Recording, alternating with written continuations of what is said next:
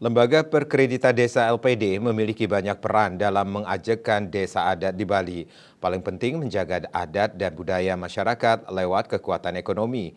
Di sisi lain, keberadaan LPD turut menggerakkan ekonomi masyarakat desa adat lewat pengembangan usaha mikro, kecil, dan menengah UMKM.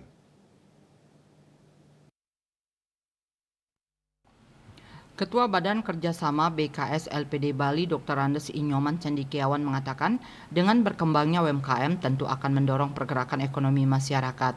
Untuk itu LPD turut mendukung perkembangan LPD di masing-masing desa adat. Dukungan yang dimaksud mulai dari permodalan hingga teknis. Dalam permodalan, LPD memberikan bunga khusus atau lebih murah untuk kredit produktif. UMKM dibantu oleh LPD agar bisa berjalan baik itu dari sisi permodalan maupun pembinaan teknis. Ini menjadi pendorong pergerakan ekonomi di desa. Seperti saat puncak perayaan hari ulang tahun ke-39 LPD Bali yang akan berlangsung pada 2 Desember. Beberapa UMKM binaan LPD dilibatkan. Masing-masing kabupaten kota disediakan stand untuk UMKM. Ini membantu mempromosikan produk UMKM.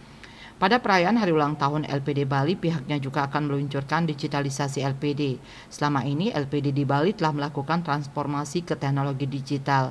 Sampai sekarang, sudah sekitar 700 LPD yang menggunakan core system dan kurang lebih 70 LPD telah memakai mobile LPD, ATM, hingga kris. Widya Stuti, Bisnis Bali melaporkan.